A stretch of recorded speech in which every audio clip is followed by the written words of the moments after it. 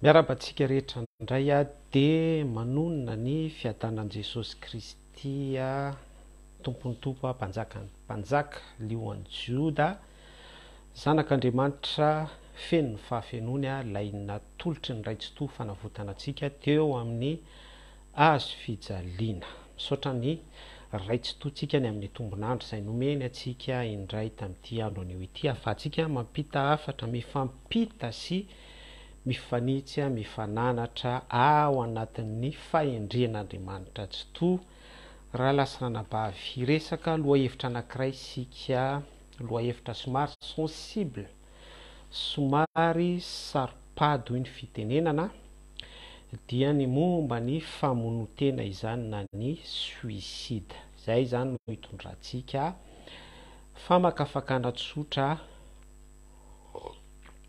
ato anatin'ity fampitana feo sy sary mivantana na ihany koa ho anareo manaraka en différé amin'ny alalan'ny serasera tambajotra ny pejy manonona trany ny fiadanana amintsika rehetra fiadanana Jesosy mamirapiratra eo amin'ny voninahiny no tononona amintsika rehetra prala mpianakavy ny finoana ao amin'i Jesosy Kristy misaotra anao zaray tsy toa fa eo foana ianao manitsy anay sy mamelombelona anay amin'ny alalan'ny teninao ary mampita ny sitraponao ao anatin'izany teninao izany misaotra fa manokatra lalana ho anay ianao amin'ny fahendrenao ao anatin'izay fahendrenao izay amin'ny alalan'ny fomba rehetra dia misitraka sy mankafy miaina an'izay fatsaranao izay any anatin'ny lalana be da be isan-karazany izay sokafanao izay tahio ny teny tahio ny fizarana tahio ny tontolo rehetra mifanerasera sy iaina ny fampitana aoka ny raha maherin'i Jesosy Kristy zanako ilay tokana teo amin'ny hazo fijaliana tombo-kasehan'ny fanambarana rehetra misaotra ny amin'ny alehibe ny fitiavanao dia aoka ny teny raitsi-to ho teny velona ho tonga nofo fiainana mivadika expérience révélation anao sy ny fatsaranao ao anatin'ny hoe maha Andriamanitra fitiavana anao eo amin'ny fiainanay niaja sy ny dera dia anao rery ihany ia hoe Elohim maraitsi-to hatramin'ny taloha indrindra ankehitriny ary mandrakizay ny anaran'i Jesosy Kristy no mbola entinay manambara an'izany vavaka izany amen. Mamerina manonona ny fiadanana tsara indrindra sy ny mamy indrindra raha lasa nanabavy ho antsika rehetra mpianakavy ny finoana ho antsika prala mpianaka mpifampitaiza amin'ny alalan'ny soratra masina ao amin'ny tontolon'ny sitrapon'Andriamanitra tononoko aminao ny fiadanana eo ambavadinao tononoko aminao ny fitiavany sy ny fahatsarany ny sitrapony ho aminao tononona ho amin'ny asa mandraranao zany tononona ho amin'ny zavatra rehetra sahaninao ary tononona ihany koa indrindrandrindra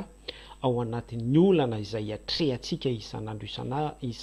isan'ora tonono foana ny anaran'i Jesosy Kristy proklameo foana ambarao foana fefa nandresy ny fahafatesana izy dia izay fahafatesana efa noreseny teo amin'ny hazo fijaliana izay ao anatin'ny hoe manonona ny fahatsarana n'Andriamanitra tsy totsika amin'ny alalan'ny sitrapony sy amin'ny alalan'ny teniny ao anatin'ny herin'ny filazaontsara Jesosy Kristy nanombo ny fahoriantsika sy ny fahalementsika ny fahotantsika ny problemantsika teo amin'ny hazo fijaliana tao Golgota dia izay mivadika fiainam-pandresena ao anatin'ny antsoina hoe finoana raha tsisy ny finoana ozy ny bokin'ny Hebreo dia tsy misy azo atao na inona azahoana sitraka amin'Andriamanitra tsy to dia tononona ao anatin'ny finoana izay tononoko amin'ny finoko ihany koa amin'ny fifandraisako amin'i Jesosy Kristy anapaka any aminao anapaka eo amin'ny fiainantsika sy ny fandalianantsika ny sitrapon'Andriamanitra amin'ny tontolo rehetra ny fahafenony zany dia ambarantsika miara-manambaritsika ao anatin'ny finoana mandresy Jesosy Kristy mandresy ny herin'ny filazaontsara mandresy ny fahafatesana ninninona karaza-pahafatesana eo amin'ny fiainantsika dia manonona ny fandresen'i Jesosy Kristy tsika ao anatin'ny herin'ny filazaontsara délivrance ho antsika. Amen. Suicide, famonotena. Zay no lohahevitra hodineantsika tsotsotra anio indray ezakitsika mitipitina tsy de valapatra be. Misaotra ny tompo. Suicide raha mandinika isika raha manaraka vaovao isika mantsy ny zavatra zaraitsika dia somary misy côté ihany koa hoe par rapport amin'ny zava-misy iainantsika andavanandro isan'ora eo amin'ny fiainantsika isan'andro zany dia mitaratra isika hoe ahoana ny sitrapon'Andriamanitra, inona ny tian'Andriamanitra ambara ao anatin'ny zavatra miseho rehetra eo amin'ny fiainantsika. Azadino ny fampianaran'i Jesosy Kristy ny amin'ny hoe ny toetry ny lanitra sy ny tany ozy izy ry mpiatsara velatsia, ny toetry ny lanitra sy ny tany hainareo fantarina. Raha misy rivotra mitsoka avy any atsinanana, misy tadio avy any andrefana, misy typhon avy any atsimo, misy cyclone avy any atsinanana, misy horohorontany à gauche à droite, ny toetry ny lanitra sy ny tany ry mpiatsara velatsia ozy izy Jesosy Kristy fampianarana zany any amin'ny filazaontsara hainareo fantarina. Dia ahoana ozy izy Jesosy Kristy tsy hahaizanareo mamantatra izao vaninandro izao. Zany hoe misy fampianarana tiany Jesosy Kristy ampitaina amintsika zany, misy référence tian'Andriamanitra tsy to ho voaray atsika sœur sy frère ao anatin'ny zavatra miseho rehetra sy mietsika eo amin'ny fiainantsika andavanandro ety amin'ity zao tontolo zao ety. Ny lohahevitrintsika dia ny hoe suicide, famonotena. Dia hoy ato hoe raha mandinika isika mijery ny zava-misy eo amin'ny fiainan'ny malagasy ny génération am'izao ny tanora de betsaka no incité azo-pana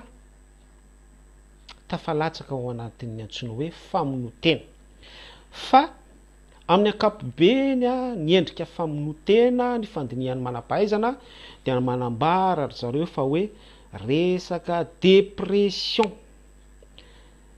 tsy fahazakana, tsindry miatra eo amin'ny fiainana no antony mahatonga ny olona anankiray hamono ny tenany, hamono ny fisainany sy ny eritreretiny izay ny eritreretiny fa hoe vahaolana échappatoire afahany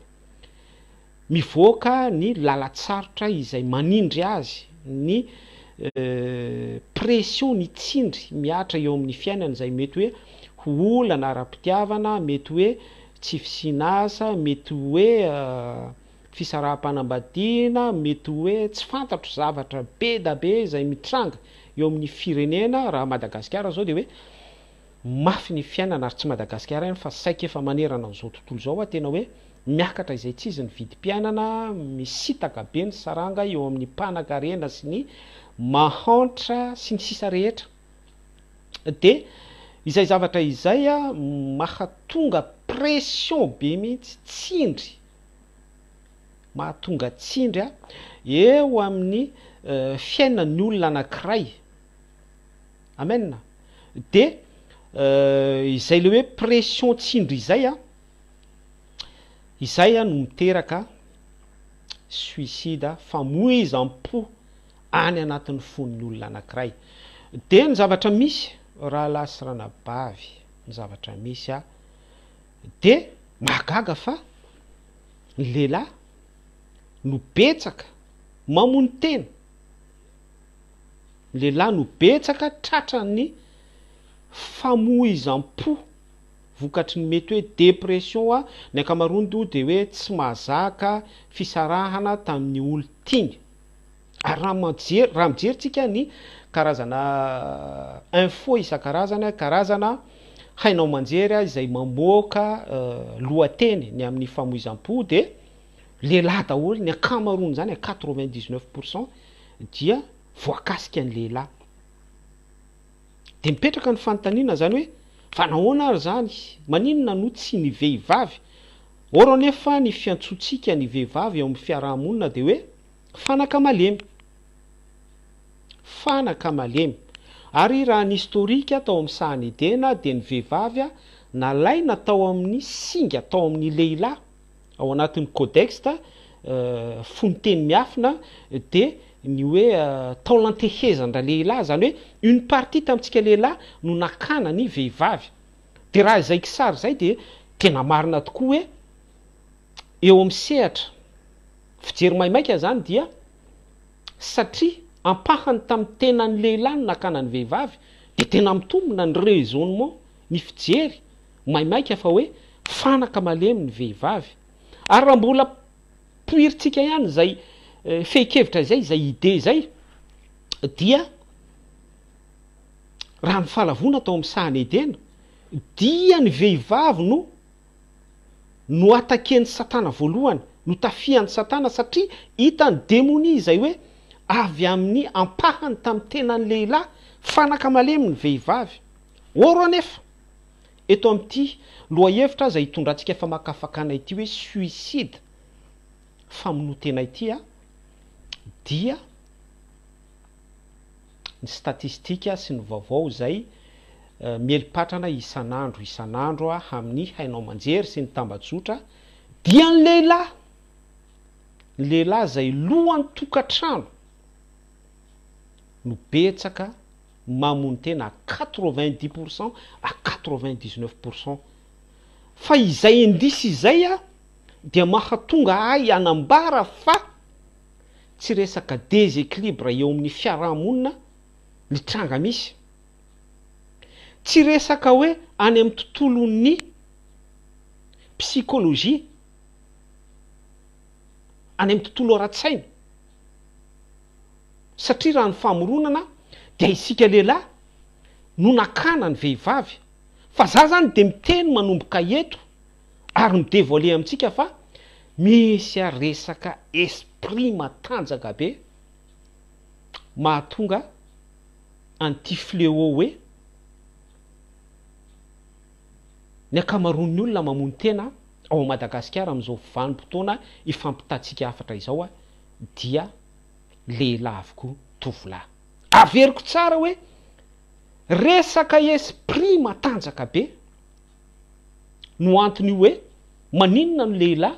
no betsaka mamono tena ao Madagasikara amin'izao vanim-potoana iresahantsika izao. Azadiny fa ny Efesianina toko 5:2-3 fampianaran' Jesosy Kristy révélation Paoly apôstôly dia mazava tsara ny soratra masina hoe zava-miafina lehibe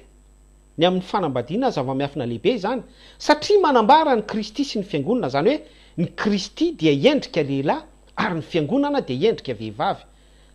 Mitoy any amin'ny apokalipsy ihany koa zay ny ampakarina sy ny mpapakatra, ny épouse sy ny épouse, ny vady ampakarina sy ny fofombady. Milaza ny fiangonana sy ny Kristy. Io dia mbola mipetraka ihany ilay contexte famoronana hoe io misy lehilahy dia tao amin'ny lehilahy no nakana ny vehivavy. Dia ato amin'ity Efesianina toko 5:2-3 dia io misy an' Jesosy Kristy fiangonana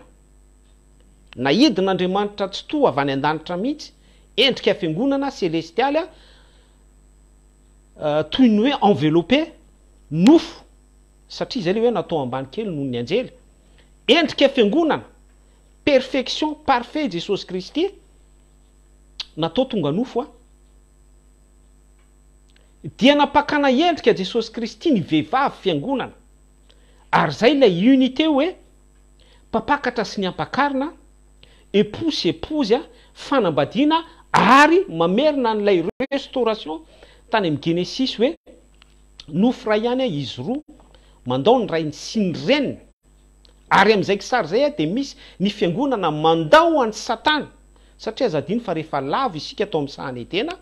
fiangonana isika olombelona indray eo no fiangonana vehivavy endrika nanambady an'ny Satana. Eva lay nanambady an'ny Satana dia aveo contaminé i Adama. Dia zay le fiangonana lavo tao amin'ny sahany Edena dia tapahan'Andriamanitra mihitsy amin'ny alalan'i Jesosy Kristy izay lien fifamatorana amin'ny Satana izay hoe vadin'ny Satana ny fiangonana zay le hoe aprafeso koa ianao sy ny vehivavy ozy ia ho Elohim ozy Jehova tamin'ny mena rano. Averiko tsara ozy ia ho Elohim any amin'ny Genesis hoe aprafesoko ianao sy ny vehivavy ny fiangonana no tondrony Andriamanitra tsy to eo amin'ny soratra masina amin'izay zavatra tsindritsika ao anatin'ny fanazavana izay dia misitaka miala amin'ny Satana, miala amin'ilay fanambadiana amin'ny Satana, rava ilay lia fifamatorana amin'ny Satana dia miverina manambady an' Jesosy Kristy isika. Izay ilay Efesianina 5:3-4. Zava-miafina lehibe zany hoy ny soratra masina, Révélation Paul. Fa maninona nefa no ilay lehilahy endrika Kristy, ilay lehilahy izay nakana ny ampahany na vehivavy zany hoe ilay lehilahy fahafenona tao amin'ny sahany Edena no tonga faible amin'izao vanim-potoana iresantsika izao. Maninona no lehilahy la image ny Kristy no mamony tena. Dia izay le no dévoilentsika teo hoe tsy resaka déséquilibre any amin'ny saina izy io na resaka psychologie fa resaka souffle esprit izy io. Ary ny dikan'izay dia hoe rehefa tsy ilay image Jesosy Kristy ary tsy hoe image fotsiny fa rehefa tsy endrika Jesosy Kristy ny lehilahy anankiray arak'ilay Efesianina 5:4-3 no vakitsika teo nitondrantsika ny fanazavana dia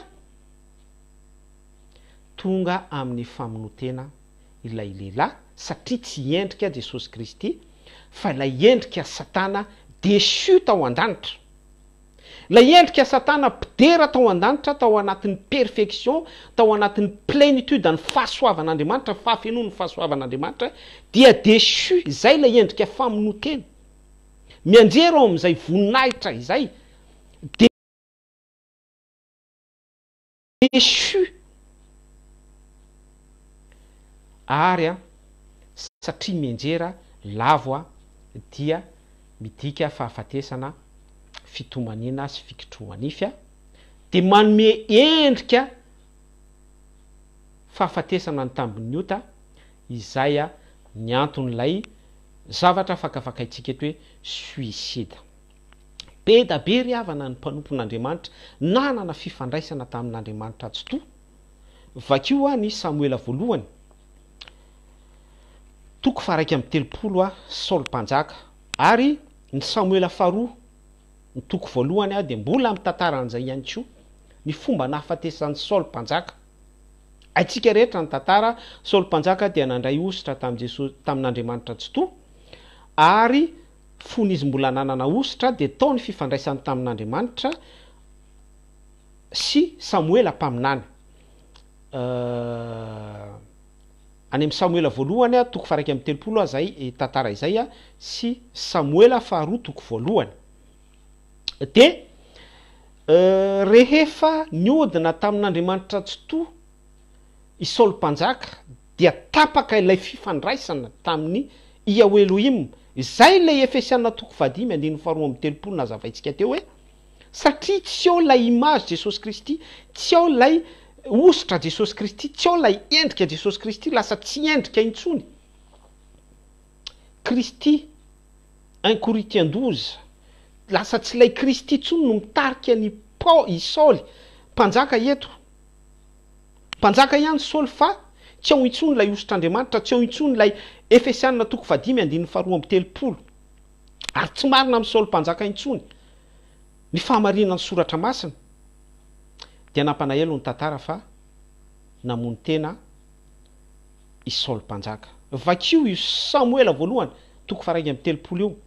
nianjera tamin'ny sabatra an'izy dia naramaty tamin'ny tao ny mpanompony ry Jonatana satria tsy nisy an'ilay ositr'Andriamanitra sy fiarovana. Dia lasa nisy suicide, lasa nisy famonotena teo amin'ny Saul mpanjaka. Nefa fantatsika tsara ary fantatry ny vahoaka Hebreo, fantatry ny vahoaka Israel ny ositra no raisin'ny Saul mpanjaka tao anatin'izay hoe endrika Jesosy Kristy izay. Ary zay le itsindritsika eto amin'ity fanazavana ity hoe matoa tonga ao amin'ny olona anankiray ny suicide dia mazava izany fa tsy ao la image Jesosy Kristy, tsy resaka déséquilibre any amin'ny tontolon'ny saina, tsy resaka psykôlôjia. Fijery izao tontolo izao izay fa ny fijery ara-tsoratra masina dia tapaka ilay lien Jesosy Kristy, tapaka ilay fifandraisana amin'Andriamanitra tsy toa. Dia izay le hoe mianjera déchu tahaka ny Satana tao an-danitra tao podera, dia tafiditra amin'ilay définition-ny hoe famonotena. Izy ihany namboly orgueil tao anatiny tao, nanisy porte ouverte. Izy ihany namboly fialonana, namboly voninahitra ho an-tenany, dia tratran'izay famoizam-po izay novoleny tao anatiny izy tamin'ny alalan'ny porte ouverte. Izy ihany napiditra azy tao anatiny satria te hitovy amin'Andriamanitra izy. Dia izay ilay famonotena nazera i Satana, satria safidiny tamin'ny alalan'ilay fisainany tsy fieritreretany orgueilleux. Na Satana ny Satana dia tsy misy toerana ho an'ny mpidera an'Andriamanitra ny toetra tahaka izay, dia nazeran'ny famonotena. Izy ihany namono ny tena. Zay le endrika famonotena ankolaka. Be da be tsika mantsy no miteny hoe misotro asidra mamono tena, mivantana izay, fa famonotena daholo izany enjeu ezahantsika azavaina en détail tsotsotra izany. Dia tsy Saoly mpanjaka ihany ny tratran'io esprit famonotena io, fa raha mandinika ihany koa sika ny tantaran'ny Samson, lay manana ny osotra lehilahy nazirita, tamin'ny vanim-potoanany nanana ny adiny tamin'ny Filistina ny vahoaka Israel. Any amin'ny boky ny mpitsara toko 510 misy an'izany tantara izany. Dia eo amin'ny 220 makany amin'ny mitoy makany mpitsara, boky ny mpitsara toko 510. Dia tena ny antso fahafatesana mihitsy, efa endrika famonotena izany Samson na ny lehilahy an'Andriamanitra. Avelao hiara ho faty amin'ny fahavaloko eto. Dia izay le miverina amin'ilay zavatra nyresahantsika teo hoe pression, tsindry, zavatra be da be mifamaofao eo amin'ny fiainantsika, fa tsy zakatsika ilay izy satria isika tafasaraka amin'Andriamanitra tsy toa. Ary izay no nahatonga an'i Jesosy Kristy nampianatra hoe ety amin'ity zao tontolo zao ity no ahitanareo fahoriana, ity no ahitantsika pression, ahitantsika an'izany fiainana mafy zany, ahitantsika an'izany afetsifetsena be da be izay hamotika atsika sy hanimba atsika izany amin'ny endriny maro isan-karazany, politika na tsy politika, na fivavahana ihany koa na tsy fivavahana, endrika be da be izay ahafahan'ny tsindry miseho amin'ny endriny maro isan-karazany, any amin'ny tontolon'ny asa, eo amin'ny ankohonana, eo amin'ny fanambadiana, eo amin'ny voisin voisine sy ny sisa rehetra, dia miseho foana izay tsindry zay amin'ny fisehoany, fanjanahana, exploitation sy ny sisa rehetra. Fa raha vao tsy manana an' Jesosy Kristy isika, aza dino fa i Saoly mpanjaka arak'ilay Samuela voalohany sy Samuela faharoa indisy ny tondrantsika fanazavana teo, Samson any amin'ny boky ny mpitsara toko 510, mafy be ny pression. Dia niantso an'io esprit famonotena io ny lehilahy an'Andriamanitra. Ary Eli ihany koa, Eli mpaminany any amin'ny mpanjaka voalohany toko 510, rehefa enjana be ny pression niatra tamin'ny alalan'ny Jezebela. Fatatsika rehetra hoe izy Jezebela, mpampahory tamin'ny vanim-potoana, niaraka tamin'ireo faux prophète efa jato mahery, betsaka zany dia nitsoaka tonga teo amina anjavidy anankiray, teo ambany anjavidy anankiray i Eli mpaminany, mpanjaka voalohany toko 510 misy an'izay tantara izay, nangataka ao fatiny lehilahy an'Andriamanitra. Mampimeza ny tantara zany zay le niteneniko atsika teo hoe isika raha vao mandeha amin'ny fisainantsika sy ny fieritreretantsika, surtout hoe tafasaraka amin'Andriamanitra, dia lasa tonga matanjaka be eo amintsika ny pression iainantsika eo amin'ny fiainantsika andavanandro, tonga matanjaka be eo amintsika ny tsindry sy ny fahefan'io tsindry io zay tsy Andriamanitra no mamboly azy, fa noho isika izay mamela toerana important be zay zavatra lazaiko hoe mamela toerana zany hoe lay tokony ho ny sitrapon'Andriamanitra no hameno ny fotsika, lay tokony fahatsaraan'Andriamanitra, lay tokony hoe esprit matoky an'Andriamanitra ety amin'ity zao tontolo zao ity no ahitanareo fahoriana ho Jesosy Kristy nefa matoky izao efa naresy izao tontolo zao izay esprit hoe miantsampy an' Jesosy Kristy sy manana ny fahafenony mitoetra ao am' Jesosy izay lasa tsy mahazo toerana fa lay tsindry sy lay pression, lay problème, lay karazan-javatra be da be isan-karazany no mahazo toerana betsaka eo amin'ny fiainantsika dia petit à petit en possession lente na haingana be ihany koa maka toerana ao amintsika io esprit famonoteny eo de izay ny zavatra misy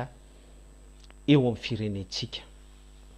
ary tsy Saulaka tsy Samsona ihany tsy Eli mpaminany fa hatramindry Solomon mpanjaka raha nisy fotoana saika namono tena ihany koa zany rehetrarehetra zany dia manindry ny fanazavana ny oetsika teo hoe enjana de enjana rahalahy sy ranabavy io resaka pression io fotsiny resaka tsindry io fotsiny sofla anankiray izay apetraky ny demony eo amin'ny fiainantsika andavanandro eo amin'ny rivotry ny fiarahamonina eo amin'ny fanjakana anankiray ary nizanizy isika efa nandray ositra tamin'Andriamanitra nizanizy isika efa vita batisan'ny fanamasina ka du moment hoe misy lesoka kely fotsiny ny fanompotsika an'Andriamanitra dia aingana be Satana maka toerana ary aingana be io esprit famonoteny io maka plasy ao amin'ny fotsika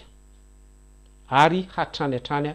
dia tonga lasa esclave ny esprit famonotena isika esclave ny péché dia lasa andevonota dia lasa mpanota fahafatesana ny tambonota lasa mamono tena isika fa les questions amalitsika azy sy amaranantsika azy de hoe pourquoi ary zany ny lehilahy ny tena attaqué eto dia raha tena hamaly an'izay zany tsika par rapport amin'izay fanazavana no etintsika izay dia satria ny lehilahy no maka toeran' Jesosy Kristy ny lehilahy no tondrony ny baiboly arak'ilay fanazavana Efesiana 5:7 teo hoe zava-miafina lehibe zany satria manambara ny Kristy sy ny fiangonana de isika lehilahy no tena cibleny Satana amin'izao vaninandro faran'izao tahaka ny cibleny démoni an Jesosy Kristy zanak'Andriamanitra natolotry ny raitsitohy fanavotana atsika izay efa ao anatin'ny contexte hoe famonjena izao tontolo zao fa laylahy tokan'Andriamanitra lay lehilahy no no cibleny Satana ary ny virafirainy tao Golgotha no rorainy no le foniny nataony tsinotsinona tsy nisy atsarana nafatarana azy antsony hoe mahazanak'Andriamanitra azy izay fanazavana izay no mamaly ny zava-misy amin'izao vanim-potoana iresantsika izao hoe matony lehilahy victime amin'izao vanim-potoana iresantsika izao hoe lehilahy no betsaka mamono tena dia teboka voalohany satria ny lehilahy no imazy ny Kristy araky ny Efesiana 5:2 izao anefa ny zavatra misy satria lay lehilahy tsy manana ny lay lien fifamatorana amin'i Jesosy Kristy dia mora ho an'ny Satana no mandrombaka ny lehilahy isika lehilahy izay miseho azy hoe lehilahy mahery mihoatra amin'ny vehivavy fanaka malemy lay hery anefa dia i Kristy malgré hoe io hery io iositra io no ntsonometsika plasy eo amin'ny fiainantsika andavanandro ao am-potsika eo amin'ny fiainantsika andavanandro dikan'izay dia i Satana ny pression misy ety amin'ity zao tontolo zao ity ny endrika rehetra mahatonga famoizam-po ny andisy ny famoizam-po rehetrarehetra no mahazo toerana betsaka ao am-potsika dia mitombo hatrany dia mamelona n'ilay fanahany famonotena esprit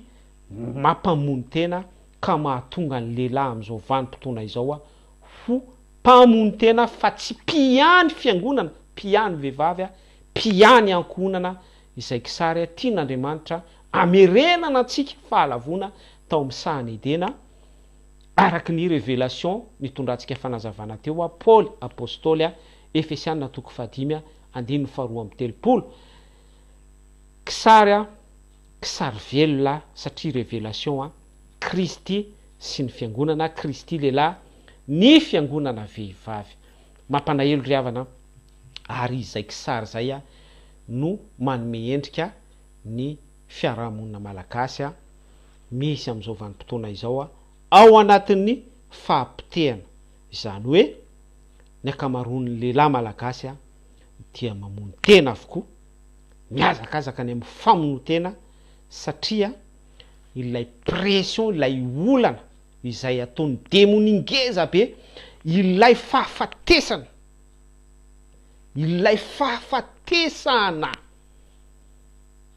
Davida dia niteny ohatran'izao hoe any amin'ny bokin'ny Salamo hoe na mamakivaky ny loha sahaliko ny fahafatesana ary aho, ao anatin'izany ny esprit famonotena dia tsy atahotra, satria Davida dia araky ny fon'Andriamanitra, Davida dia ao anatin'ilay enveloppe sitrapon'Andriamanitra Jesosy Kristy, misy an'ilay lien fifamatorana, lehilahy kisary Jesosy Kristy sy ny fiangonana. Saingy ny mampanahelo dia ny lehilahy malagasy amin'izao vanim-potoana izao iresahantsika dia variana amin'ny bling-bling, variana amin'ny politika, variana amin'ny mamona, variana amin'ny lalao vehivavy, mampitera vola, variana amin'ny resaka célébrité, variana amin'ny resaka bary, variana amin'ny zavatra maro be ohatran'izany dia tsy afaka mirezista ny pression, tsy afaka mirezister ny zavatra rehetra mamatotra sy manepotra sy manindra ety amin'ity zao tontolo zao ity, ety amin'ity zao tontolo zao ity no ahitanareo fahoriana, tsy afaka ny hiado an'izany. D'ailleurs tsy manana hery, tsy manana miositra hoentina miady sy miatrika an'izany arak'ilay fanazavana naverimberitsika teo hoe ety amin'ity zao tontolo zao ity no ahitantsika fahoriana isika lehilahy, satria misadrese amintsika lehilahy, nefa matoki fa Jesosy Kristy efa naresy izao tontolo zao noho ilay hoe contexte hoe Jesosy Kristy tsy atao anatintsika, Jesosy Kristy tsy mahazo toerana atao anatintsika fa ny filalaovana vehivavy, ny fisotrototoka, ny fifohana zigara, ny tontolon'ny bling-bling, ny filalaovana vehivavy, ny tontolo zavatra mamoetra tsy araky ny sitrapon'Andriamanitra be da be ohatran'izany manokatra ny fotsika idiran'ilay fanahy hakatoerana ao anatintsika makany amin'ny esprit mamono tena. Haingana be io haingana be io raha lasirana-bavy satria isika tsy mitolona amin'ny nofo amandra fa mety hoe du jour au lendemain dia tanteraka amin'ny olona anankiray, amin'ny lehilahy anankiray zany. Miafatra dia hoe raha nanaraka ny fanazavana isika dia hoe tandremo ny fifatoranao sy ny fifandraisanao amin'Andriamanitra, indrindra isika lehilahy mangatana amin'ny Jesosy Kristy, mitoloma ambavaka rahalahy, mahereza, samy mizaka olana daholy, samy mizaka problème daholy, fa tsy ilay problème no ifantohantsika fa Jesosy Kristy ilay efa naharesy izao tontolo izao, izany no anetanako anao lehilahy ray mpianakaviana, mitokisa amin'ny Jesosy Kristy fa ao ny lakle, ao ny vahaolana afahantsika maharesy izao tontolo izao, maharesy ny pression misy manepotra sy manindry atsika ety amin'ity zao tontolo zao ity en tant que hoe lehilahy image ny Kristy. Zay tsika vao manome endrika Jesosy Kristy amin'izay fotoan'izay tsika dia manamarina ny salamo nosoratan'i Davida hoe mamakivaky ny lohasa aliko ny fahafatesana, aloky ny fahafatesana, dia izay ihany koa dia mireflete amin'ilay fandresena goavana no entin'i Jesosy Kristy, satria hatrany ilay image hoe Jesosy Kristy nombohana teo amin'ny hazo fijaliana, namakivaky an'izay lohasaliko ny fahafatesana izay izy, ary tena nivakiny mihitsy hatrany amin'ny séjour de mort. Dia izay image zay no captureo, izay image zay, izay kisary zay no sambory.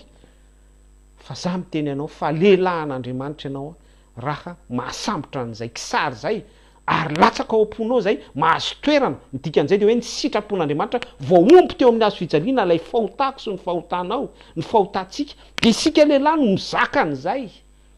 mitondra an'izay zany hoe isika mihitsy eo zany no intermédiaire amin'ny problème ny vehivavy sy ny problème ny ankonana sy ny problème personnel sy problème ny fiarahamonina satria isika lehilahin'Andriamanitra dia misy an'ilay toerana Jesosy Kristy teo amin'ny hazo fijaliana misorona fanjakam-pisorona mihitatra ihany zany fanazavantsika izany ary ajanoko hatreo le izy satria manomboka mavesabesatra ny zavatra ara-panazy araintsika ao anatin'izay indisy zay atran'ilay izy hoe lehilahy mahery fa tsy lehilahy andairan'ny esprit suicide esprit famonotena lehilahy mamirapiratra amin'ny resaka blingbling amin'ny resaka fampiterana manabokina sy ny grand écart sy ny resaka séduction ny resaka watahoata ny resaka politika sy ny famoahana volamena sy ny lehilahy savony vava sy ny tsy fantatro tsony zay anambarana azy tsy araky ny sitrapon'Andriamanitra rehetra voarahinao ny afatra personne n'est à l'abri zany hoe satria tsika tsy mitolona amin'ny nofo fa ennemi invisible ary zay no mahagravy antiady pana sy ty resaka esprit famonotena suicide ity satria any amin'ny tontolony tsy hita maso izy io no miataky atsika dikan'izay dia tsy maintsy misy ihany koa fiarovana mipetraka sy miorona tsara any amin'ny tsy hita maso any dia Jesosy Kristy ara-panahy Andriamanitra dia fanahy zany hoe lay Andriamanitra fanahy lay esprit saint fanahiny raitsy toa mipetraka tsara any amin'ny tsy hita maso any ao anatin'ny fotsika mahazo toerana ao anatin'ny fisainantsika sy ny amomatsika sy ny émotion atsika lalilany isika lehilahy tsy maninona ianareo vehivavy ihany koa satria mitovy daholo tsika nalana vavy eo mason'Andriamanitra tsy to fa ny sujet dia misadresse amin'ny lehilahy manokana mamontena izay be da be ao Madagasikara amin'izao vanim-potoana ifampitantsika afatra izao vokatry ny porte ouverte sy ny tsindry be da be miatra eo amin'ny fiarahamonina ary indrindra satria tsy manana tsy nomentsika accès tsy nomentsika avelantsika anjaka ao am-potsika lehilahy Jesosy Kristy fa nyrehaka zao tontolo zao ny sigara ny toka ny blingbling ny vehivavy ny watahoata ny oeraoera sy ny sisa rehetra izany no avelantsika manapaka any am-potsika sotraonao zay Jesosy raitsy toa isoranay ianao iao Elohim afaka nizara sy nitondra fanazavana tsotra ny amin'izay tokony ho nazavaina mikasika an'izay esprit famonotena izay indray zay tam'izao takarivariva izao misaotra tompo fa ao aminao ny délivrance ao aminao ny fahafahana ao aminao ny fanafahana ianao no nampianatra ianao nanambara fa ny tompo izany fanahy izany izay toerany fanahin'ny tompo no toerany fahafahana izay toerany fanahiny raitsy to no toerany fahafahana ny délivrance ary raha ny zanaka no manafaka dia ho afaka tokoa izay raha Jesosy Kristy no mahazo toerana atao am-ponay dia ato anatinay ny fahafahana be da be raitsy toa be da be Jesosy Kristy ny lehilahy efa ray-pianakaviana na tsy ray-pianakaviana ihany koa no mandalo problème betsaka nefa namoy fo namono-tena navariny esprit famonotena betsaka ihany koa reo ao andalany ny famonotena vokatry ny fahotanay vokatry ny safidinay vokatry ny tsindry sy ny pression eo amin'ny fiarahamonina zay souffle afafin'ny satana tsy misy solution afa-tsy anao Jesosy Kristy aoko fantatra lehilahy zany aoko tsapana lehilahy zany hoe tsy misy fahafahana tsy misy délivrance raha tsy eo aminao ihany Jesosy Kristy fa du moment izay mahatsapana zany dia tsapana ihany koa expérience renay sy fiainanay tena miaina hoe libre mihitsy izay afaka misofla mihitsy izay hoe misento hoe voaray anay ny fahafahana voaray anay ny délivrance raha ny zanaka no manafaka dia ho afaka tokoa izay dia izay fahafahana izay tompo no proclameko amin'ny alalan'ny hery ny fitiavanao sy ny famindraponao mba ho hainay no mandray an'izany hangetaeta an'izany izahay ary hisokatra ho amin'izay vie éternel filazantsara ianao zay a ny fonay manontolo a ny fiainanay lehilahy fa tsy hovariana amin'izao tontolo zao a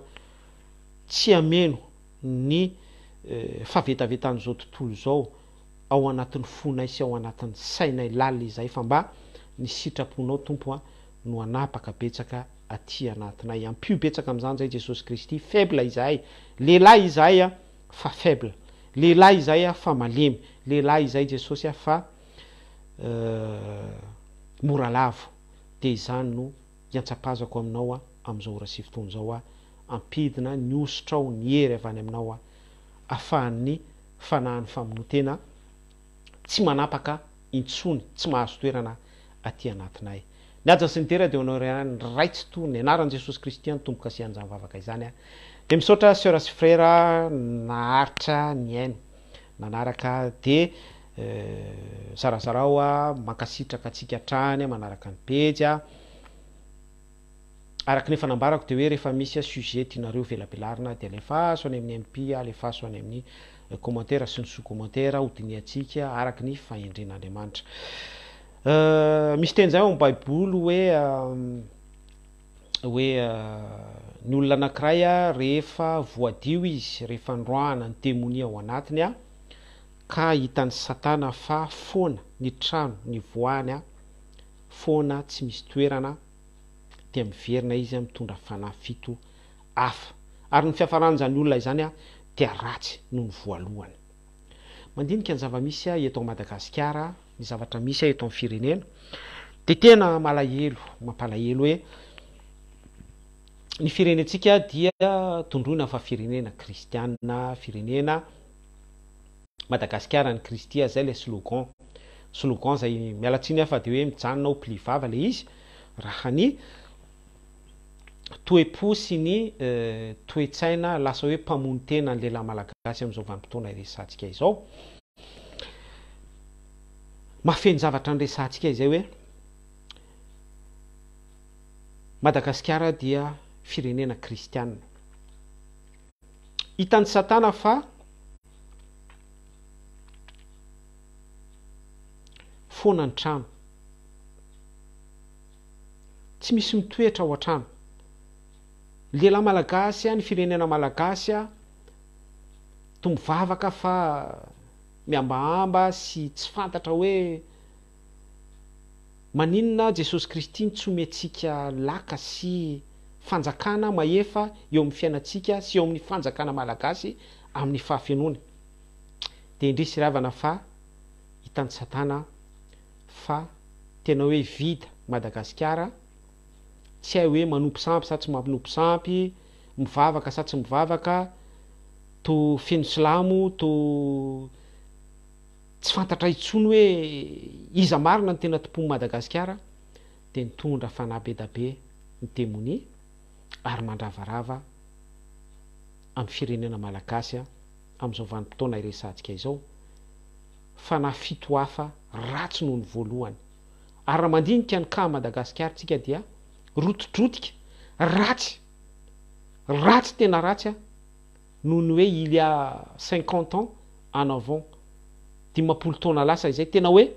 ratsy de ratsy ny situation ratsy tena hoe ao anatin'ny faratsiana sy ny fahampitena malagasy dikan'izay a dia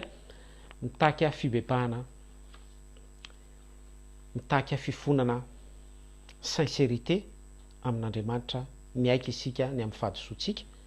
manomboka ny mpitondra sy isika vahoaka entana afatra fotsiny a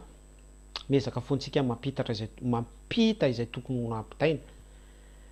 satria efa tombotra ny andro mirary sora lasarana-bavy a tainy Jesosy Kristy daholo a mamiratra eo amin'ny voninahiny a de izay voninahitra mamirapiratra a engane mba hitondra ny taratra eo amin'ny fiainanao andavanandro veloma tompoko amin'ny manaraka indray tainy Jesosy